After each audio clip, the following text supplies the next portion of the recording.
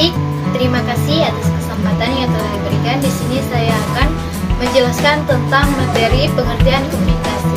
Komunikasi merupakan suatu proses ketika seseorang atau beberapa orang, kelompok, organisasi, maupun masyarakat menciptakan dan menggunakan informasi agar dapat terhubung dengan siapa saja yang ditujukan.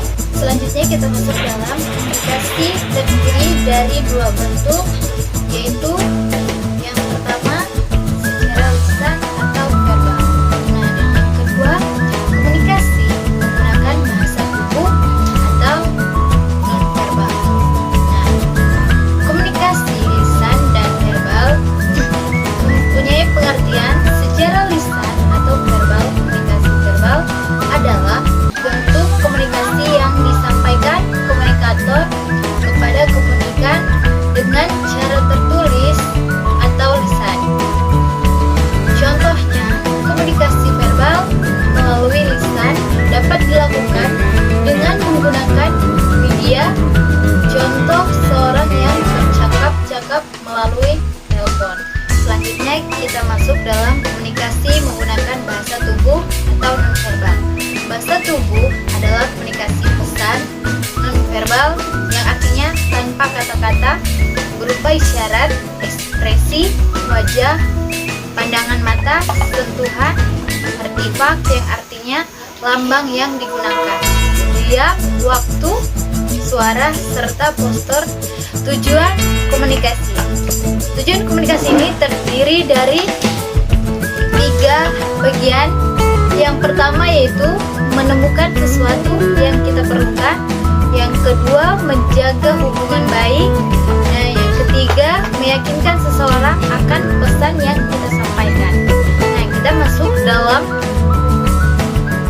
penyebab konflik. Nah, penyebab konflik ini terbagi menjadi 4 bagian. Nah, yang pertama itu adanya percocokan antara orang tua dan anak.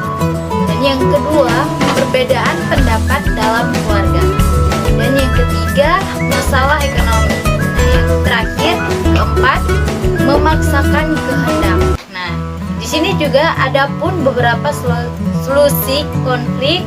Nah, yang pertama itu penuh pengertian, kedua saling menyayangi, ketiga saling menghargai. Selanjutnya kita masuk dalam arti komunikasi Injil. Nah, arti komunikasi Injil dalam KBBI adalah pengiriman dan penerimaan pesan atau berita antara 2 orang atau lebih sehingga pesan yang dimaksud dapat dilihat arti dan definisi. Nah, kita masuk dalam ada 4 unsur dalam komunikasi. Yang pertama itu informasi atau materi. Nah, yang kedua itu komunikan, ketiga komunikator, dan yang keempat media. Nah, kita masuk dalam public speaking terbagi menjadi 3 bagian. Yang pertama persiapan, yang kedua pelaksanaan, dan yang ketiga itu evaluasi. Nah, persiapan materi-materi yang akan disampaikan tentunya harus menarik, menghibur, dan menginspirasi. Pelaksanaan datang lebih awal, pulang lebih lambat, dan pengulangan poin utama. Nah, yang evaluasi, rekaman, respon pendengar, dan undangan verbal. Dan komunikasi nonverbal 2 bahasa. Nah, yang pertama yaitu komunikasi verbal secara bahasa lisan yang artinya spoken word. Nah, yang kedua komunikasi nonverbal bahasa tertulis yang artinya written word. Selanjutnya kita masuk dalam komunikasi nonverbal, ada terbagi 4 bagian, yaitu yang pertama komunikasi vokal yang artinya nada suara, dalam bahasa Inggris tone of voice.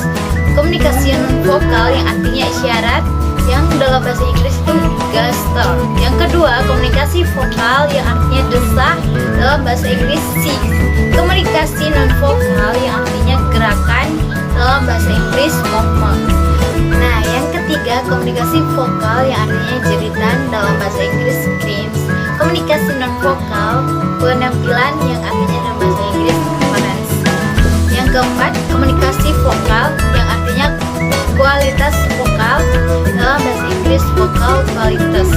Komunikasi nonverbal yang artinya ekspresi wajah, dalam bahasa Inggris facial expression. Terima kasih, sekian dari saya.